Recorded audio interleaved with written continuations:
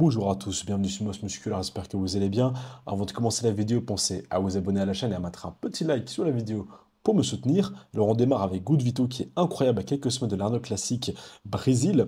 Sur ce double biceps, en tout cas, il est ultra sec, mais surtout très veineux, c'est incroyable. Donc on le verra à ses débuts au Brésil et il y aura aussi Tonio Burton. On a déjà parlé de lui sur la chaîne quelques fois. Et de base, il se préparait pour le New York Pro où il fera face à Nick Walker, mais il a décidé de faire un arrêt au Brésil juste avant. Il est plus épais et toujours aussi esthétique. On verra ce que lui, le top 8 Olympia, fera face à Rafael Brando, le prodige du Brésil, qui vient de faire un top 3 à l'Arnold et qui avait été top 10 à Olympia en 2022 où il y avait une line-up un petit peu plus grosse. Donc pour Good Vito, ça va être l'occasion de le voir face à des gros athlètes, face quand même à des gars qui sont des top Olympia, qui font top 10, top 8. Donc ce sera aussi intéressant de le comparer à ces gars-là. En parlant de Tonio, on a aussi bien sûr Nick Walker qui est tout simplement énorme à 10 mètres du New York Pro. Son double biceps de dos est quand même incroyable. Peut-être le seul actuellement à pouvoir rivaliser de dos avec Derek, finalement. On verra ça à New York.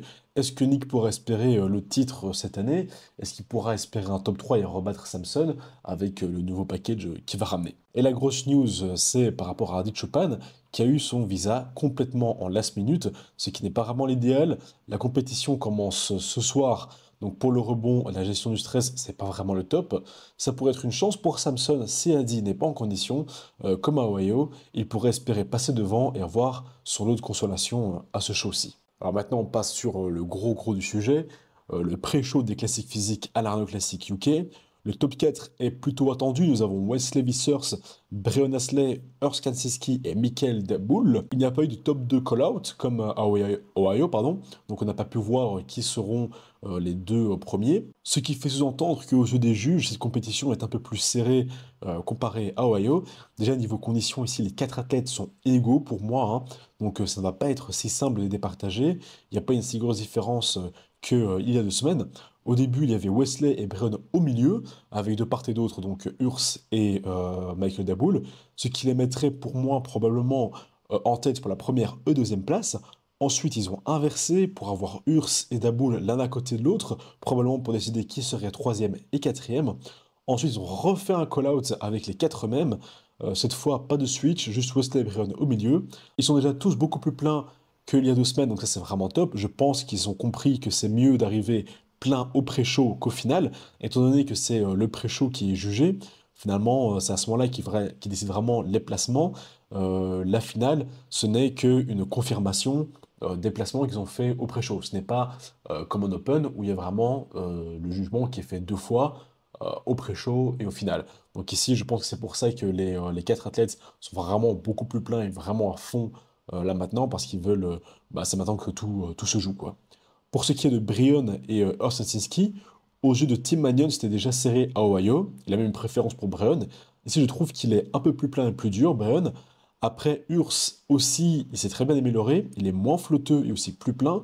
Donc, je pense pas que ce serait une décision facile entre les deux. Néanmoins, je pense quand même que Breon passera devant au niveau de sa maturité musculaire. Maintenant, voilà, ça va se décider un petit peu, voilà, comme il y a 2 semaines. Ça va vraiment se jouer à peut-être 1 ou 2 juges. On verra vraiment où ils vont mettre Breon et où ils vont mettre Urs. Mais les ayant tous les deux au milieu, et ayant Breon au milieu à côté de Wesley pendant quand même assez longtemps, je pense bien que pour Breon, il va enfin passer devant Urs Kansiski. Pour ce qui est de Daboul, je trouve vraiment bien, surtout son dos, il est vraiment déchiqueté, mais j'ai trouvé un petit peu en retrait, surtout au niveau du posing.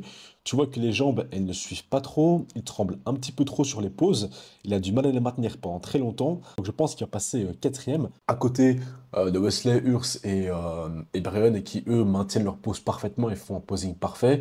Je pense que Daboul perd quand même pas mal de points à ce niveau-là. Donc voilà, ma prédiction, ça va être, comme vous l'avez compris, Wesley 1er, Breon 2e, Urs 3e et Michael Daboul 4e. Maintenant, on va voir, hein, peut-être qu'on aura une surprise, peut-être qu'on va être encore surpris comme il y a 2 semaines, et qu'il va y avoir une inversion dans les classements. Peut-être que finalement, Wesley va perdre son titre, je ne sais pas. Et ici, c'est quand même plus serré qu'il y a 2 semaines, donc voilà, on va voir. Restez en tout cas connectés pour tout suivre au niveau de la classique UK. Ce soir, je ferai un live pour voir les finales Open et pour les finales pardon, pour les pré-shows Open et pour les finales classiques, désolé.